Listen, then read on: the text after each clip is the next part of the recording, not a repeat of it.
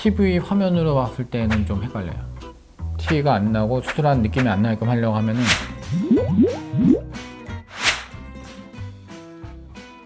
TV 화면으로 봤을 때는 좀 헷갈려요.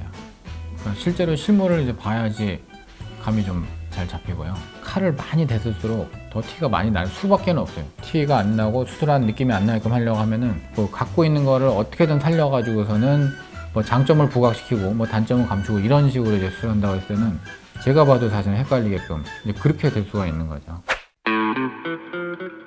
가장 어렸던 게 8살짜리였었는데 여배우를 시키고 싶은데 쌍꺼풀이 좀 있으면 좋겠다라는 거였어요.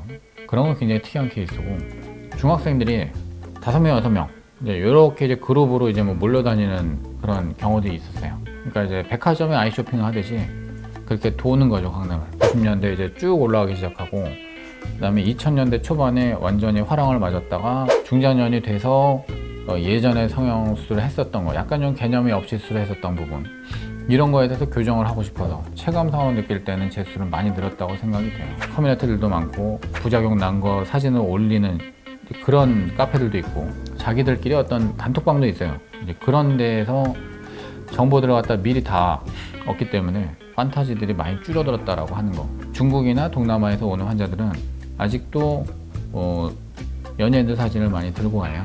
뭐 한국에서 뭐 예쁘다는 소리 듣는 사람들 사진은 다 들고 와요.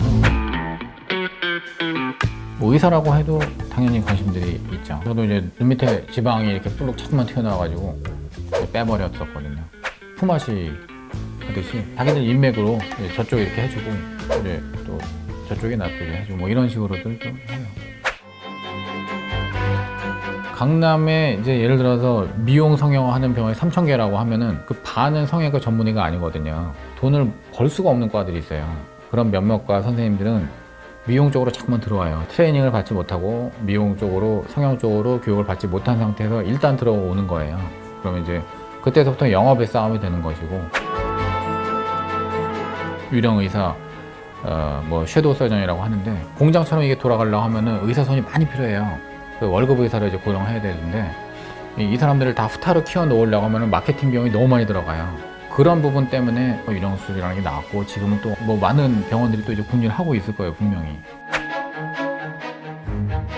그거 때문에 뭐 CCTV 이런 거 설치하라느니, 뭐 의사 명찰을 붙이고 다니라느니, 뭐 이제 이런 얘기까지 나온 거고, 하이 클래스다. 하이 클래스로 나는 대접 받아야 마땅하다라고 하는 인식을 공유하고 있어요, 의사들이. 그래서 누군가가 내가 하는 거를 믿지 못해서 감시한다고 하는 거를 잘 못 참아요. 근데 제가 이제 가만히 생각해 봤을 때는 의사가 뭐 이제 뭐 수갑 찰 뻔하고 뭐 이제 이런 일이 일어나는 이런 상황에서 뭐 수술방에서 뭐 생일 케이크 뭐 이제 불었고 뭐 이런 사건도 났었고, 이런 상황이면은 CCTV 달아가지고 감시 카메라 달아가지고 보게 하겠다. 그렇게라도 해가지고서는 지금은 신뢰 관계를 만들지 않으면 안 되는 상황이었다고 하는 거죠. 그게 어떻게 보면 되게 서글픈 일이에요.